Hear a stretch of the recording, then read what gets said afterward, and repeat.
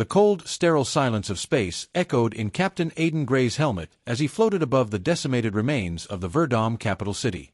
The once proud towers were now twisted metal and broken stone, their grandeur lost to the relentless passage of time and war.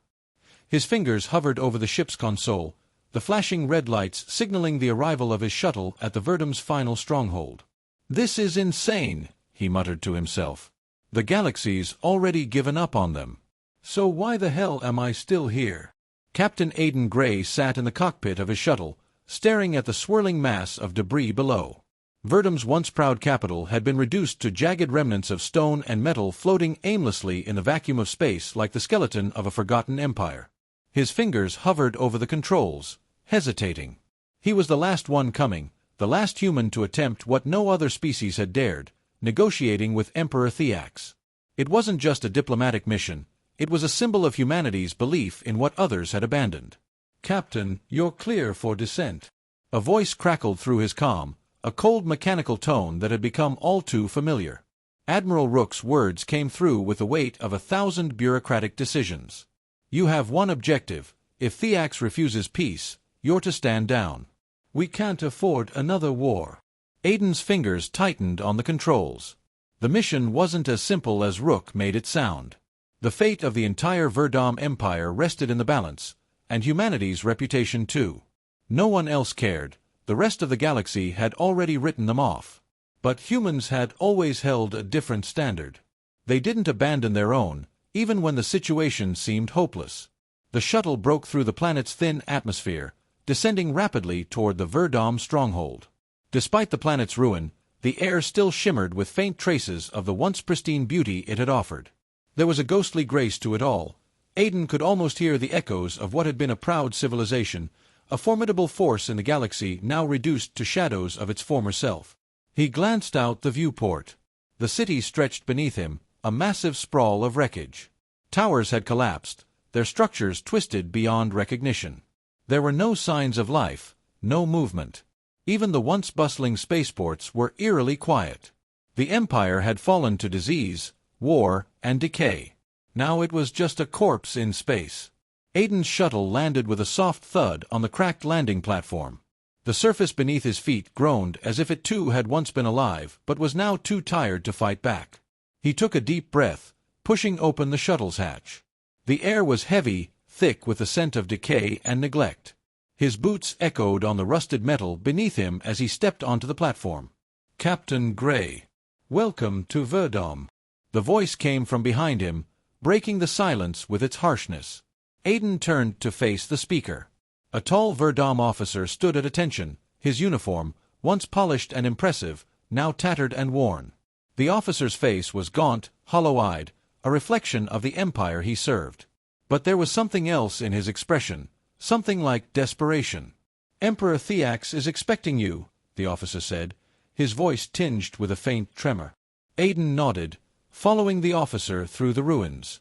The palace loomed ahead, its stone walls cracked yet still standing as a testament to the grandeur of the empire that had built it. The halls inside were dark, shrouded in shadow, with only the faintest glimmers of light filtering through the cracks in the walls. Inside, the throne room was a far cry from the opulent chamber it had once been. Dust hung in the air like a shroud, and the floor was littered with debris. In the center of the room, seated upon a broken throne, sat Emperor Theax. His once mighty frame was now withered and frail, his once golden robes now stained and torn. His eyes, once sharp and calculating, were clouded with a mix of pride and madness. Aidan stepped forward, his boots clicking against the floor. "Your Excellency," he said, bowing slightly in a gesture of respect. Theax looked up, his eyes narrowing as he focused on the human before him. There was a glimmer of recognition, but more than that, there was a flicker of disdain. Ah, the humans! The last ones willing to soil their hands with the ruins of an empire. His voice was rough, like gravel grinding in his throat. "What is it you want, Captain Gray?" Aidan stood tall, meeting the Emperor's gaze without flinching. "I've come to offer a chance for peace. The galaxy may have abandoned you, but humanity doesn't turn its back on others in need. I'm here to negotiate a ceasefire, to end the war and allow your people to rebuild." The Emperor's lips curled into a grimace. "Rebuild? You speak as though there is something left to rebuild. The Verdom Empire is dead, Captain. What remains of it is my legacy, and I will not let it go quietly into the void. His voice trembled with a mixture of anger and fear. Aiden's gaze softened. He had seen this before, leaders in denial, clinging to the last shreds of power like a drowning man grasping at straws. I understand your pride, Emperor. But your people can't survive this way. You've pushed too far, and now you're alone. I'm offering a way out, a chance for peace before everything is lost. Thiax's eyes flickered, and for a brief moment, the madness seemed to subside. You think I don't know what's at stake? I know my empire is dying. I know the galaxy has turned its back. But we were once rulers of the stars, Captain. And I will not bow to anyone, not even to death itself. Aiden felt the weight of those words. There was something tragic about the Emperor's stubbornness, something that spoke to the fall of an entire species. He took a step closer, lowering his voice. You're not alone. Humanity is here, ready to help. But it has to be on our terms. Peace. Cooperation. No more bloodshed. Thiax's eyes narrowed, and a cold smile spread across his face. You think I'll just surrender?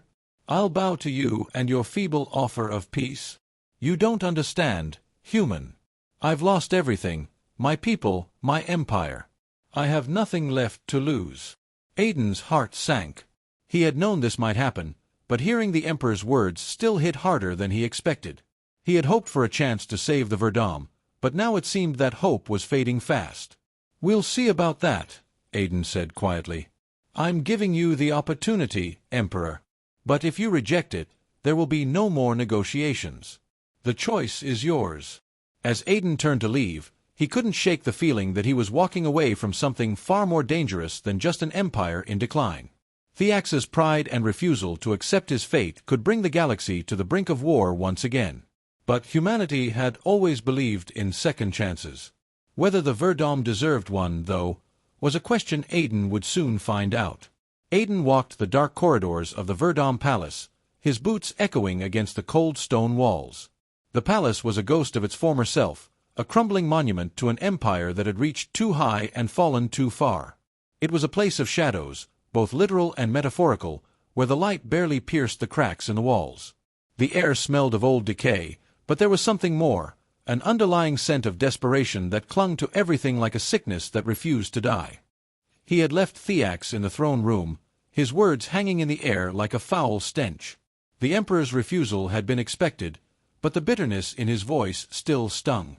Aiden had seen men like Thiax before, leaders so blinded by pride and desperation that they couldn't see the damage they caused.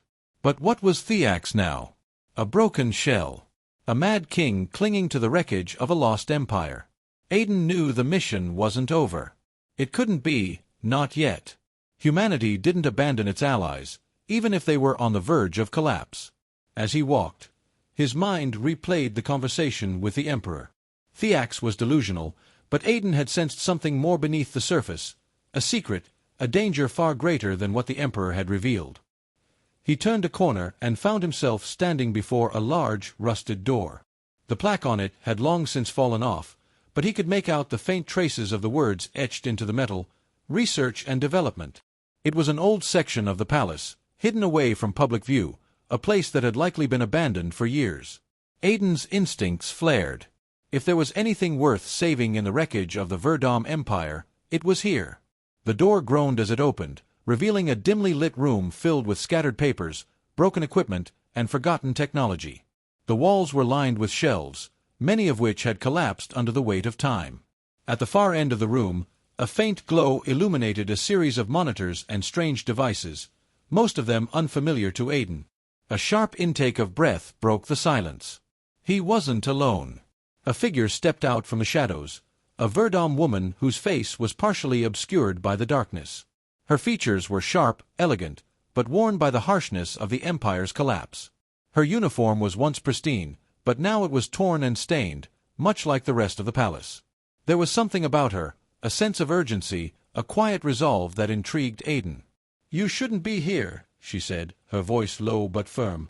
"It's dangerous." Aiden's hand instinctively went to the sidearm at his waist, but he didn't draw it. He was tired of violence, tired of fighting wars that weren't his. He needed answers, not more bloodshed. I could say the same to you. Who are you? The woman hesitated, then stepped into the light. Her eyes were clear, almost too clear, and there was something unsettling about the way she looked at him, like she had already made up her mind about who he was. My name is Lyra. I used to work for the Verdom military. In research. But that was a long time ago. Aiden narrowed his eyes. Research? What kind of research? She glanced at the monitors, her expression unreadable. The kind that could destroy everything. If it hasn't already. Aiden's heart skipped a beat. He took a step closer, lowering his voice. What are you talking about? Lyra hesitated again, as if weighing her options. Finally, she spoke. The weapon Theax is building. It's not just some last-ditch effort to preserve his empire. It's worse than that. Much worse. She took a step closer to him, her voice barely above a whisper. He's creating a device that can drain the life force from entire star systems, sucking them dry and leaving nothing but ashes in its wake. He's not trying to save his people. He's trying to make them immortal. Aiden felt a chill run down his spine. He had suspected something was wrong, but this was madness. How long has he been working on this? Years, Lyra said. Since the war began. The empire fell, but he couldn't accept it. So he turned to ancient technology, things that were never meant to be used, things that were sealed away for a reason. Aiden's mind raced. And you're helping him? Lyra's expression hardened. I was. But I can't do it anymore. I realized too late what he was trying to do. I tried to warn him, but he wouldn't listen. Now he's beyond saving, and so is the Empire. Aiden took another step forward. So what now? Why are you telling me this? You've already made your choice. Lyra's eyes flickered with a mixture of fear and determination. Because I believe in what you're doing. I believe humanity can make a difference here. You have to stop Theax before it's too late. If you don't, this empire, what's left of it, will drag the entire galaxy into destruction. You can't let him use that weapon. Aiden exhaled slowly, processing her words. He had come here with a single mission, to negotiate peace. But this was no longer just about saving an empire. This was about stopping a cataclysm. The weight of it hit him all at once. The stakes had just been raised beyond anything he had imagined. You're right, he said, his voice steady but filled with a new resolve. I can't let this go on. Lyra stepped back, her eyes darting to the monitors again. Then you need to get to the central core. Theax has hidden the weapon deep within the palace. But you won't be able to do it alone. There are still loyalists who will kill you on sight if they think you're a threat. Aiden didn't flinch. He'd faced worse. Then I'll make them see that this is the only way out. I'll stop him, Lyra. No matter the cost. Lyra nodded slowly, her gaze fixed on him. Good. You'll need more than just a gun to take him down. Trust no one else here. Everyone else is too afraid to stop him. Aiden clenched his fists, his mind already racing through the options. The mission had changed. He wasn't just a diplomat anymore. He was the last line of defense against a galaxy-ending weapon. And time was running out. He turned to leave, his footsteps quickening. I'll find a way. Lyra's voice stopped him before he could reach the door. Be careful. The weapon is just the beginning. Theax won't let you stop him easily. Aiden glanced back, his expression grim. I know. As he stepped back into the hallway, the palace seemed darker than before. The shadows seemed to close in on him. But he wasn't afraid. He had a mission now, one that went far beyond what he had signed up for. The galaxy was depending on him. And he wasn't going to let it down. The palace felt different now. Every corner Aiden passed seemed more oppressive, more forbidding. The once grand halls of the Verdom Empire were now nothing more than hollow corridors of decay. The silence was louder than ever, echoing in his ears as if the very walls were mourning the fall of a great civilization. But Aiden had no time for reflections. Time was slipping through his fingers, and Theax's weapon was still a deadly secret waiting to be unleashed. The central core of the palace, where the weapon was hidden, was only a few levels below ground. Lyra had given him vague directions, her words sharp and urgent. But he knew that navigating this place would be far more complicated than simply following a map. The Loyalists were everywhere, cloaked in shadow, watching, waiting for any sign of rebellion. Aiden's hand brushed the hilt of his sidearm as he descended the last staircase to the lower levels. The air was thick with dust, and the dim lighting cast long shadows across the walls. There were no signs of life here. It was too quiet, too still, like the calm before a storm. The door to the central core was just ahead, a massive steel barrier that seemed to pulse with a strange energy. It was locked, of course. Nothing in this place was ever meant to be accessed by outsiders. But Aiden had dealt with security systems before. A few swift movements, and the door was hacked open, its heavy frame groaning in protest as it slowly slid open. Inside, the room was bathed in an eerie blue glow. Panels of alien technology lined the walls, some of them cracked and flickering, others humming with an unnatural power. In the center of the room, suspended in a massive containment field, was the weapon.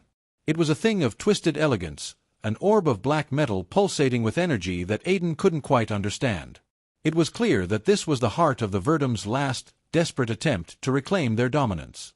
Aiden approached cautiously, his breath steady as his eyes scanned the room. He had no idea what kind of weapon this was, but if Lyra's words were true, it could be more destructive than anything the galaxy had ever seen. He needed to act fast. The longer he stayed here, the greater the risk of detection. As he reached the orb, a voice broke the silence, a deep, guttural voice that sent a chill through his spine. "You really think you can stop this?" Aiden turned sharply, his hand instinctively reaching for his sidearm. Theax stood in the doorway, his gaunt face twisted in a sneer. The Emperor was flanked by two of his most loyal soldiers, weapons drawn, their eyes cold with malice. Aiden's pulse quickened, but he didn't draw his gun. "Not yet. I'm not here to negotiate any more, Theax," Aiden said, his voice calm but firm. "I'm here to stop you." The Emperor chuckled, a dry, rasping sound that seemed to echo in the empty room. "Stop me? You, a single human, think you can stop the will of an empire? You, who can barely understand the power you're standing in front of?" Aiden's eyes never left the orb. He could feel its power, its malevolent pulse resonating through the air. "I don't need to understand it to stop it. What you created here isn't just a weapon. It's an abomination. You're going to destroy everything with this madness." Theax's eyes flared with fury. "You don't understand, Captain. The galaxy has abandoned me. I have nothing left. This is the only way to restore what was lost, to give my people the immortality they deserve." Aiden took a step forward, his resolve hardening. "You don't restore an empire by destroying everything around it. You can't bring your people back by sacrificing the rest of the galaxy. This ends now." The Emperor's gaze darkened. "You think you can stop me? You think your pathetic little human force can stand against the might of Verdom?" Aiden didn't flinch. He had faced worse odds. "I'm not here to fight you, Theax. I'm here to shut down the weapon. And if that means taking you down with it, then so be it." For a moment, there was silence. The air was thick with tension. Theax's eyes flickered toward the soldiers at his side, who moved to flank him. The situation was about to escalate, and Aiden knew that every second counted. "You're too late," Theax spat, his voice laced with venom. "The weapon is already activated. You can't stop it now. The entire galaxy will fall to its power, and you, Captain Gray, will be the first to watch as everything you know is wiped away." Aiden's mind raced. If the weapon was activated, he had only one shot to disable it. He had no idea what kind of technology it used, but he wasn't about to let it reach its full potential. In one fluid motion, Aiden lunged for a control panel beside the orb, his hands slamming against the buttons in rapid succession. He felt a surge of energy flood the room, and the orb began to hum, its glow intensifying. The weapon was coming online. "Stop him!" Theax screamed, his voice rising with fury. The soldiers charged, weapons raised. Aiden didn't hesitate. He drew his sidearm, firing 2 quick shots at the first soldier, who collapsed with a strangled gasp. The second soldier lunged at him, but Aiden was faster. He sidestepped, using the soldier's momentum against him, and sent him crashing into the far wall with a powerful shove. Theax was still shouting, his voice filled with desperation. "You'll regret this. You'll all regret this. The galaxy will burn, and humanity will be the first to burn with it." Aiden's hand continued to fly across the control panel, searching for the emergency shutdown. He didn't have much time. The orb was almost fully activated, its energy surging. He could feel the pulse of the weapon, an unnatural vibration in the air. Finally, with a sharp click, the control panel went silent. The orb's glow dimmed. Aiden let out a breath he didn't realize he had been holding. He glanced over at Theax, whose face had twisted into an expression of disbelief. "No," Theax murmured, his voice breaking as he stared at the now dormant weapon. You've ruined everything." Aiden stood tall, his eyes never leaving the Emperor. "You did this to yourself, Theax. All I did was stop you." The Emperor's expression was one of pure hatred, but he didn't move. He knew his fight was over. Aiden stepped forward, his voice cold. "You're finished, Theax. The galaxy will be safe." As the Emperor's soldiers lay unconscious on the ground, Aiden took one last look at the weapon, the dark heart of a dying empire, and made his way to the exit. The palace and the Verdom Empire were finally done. But humanity had proven something important today. Even in the face of annihilation, they would fight. They would stand. And they would never turn their back on the galaxy.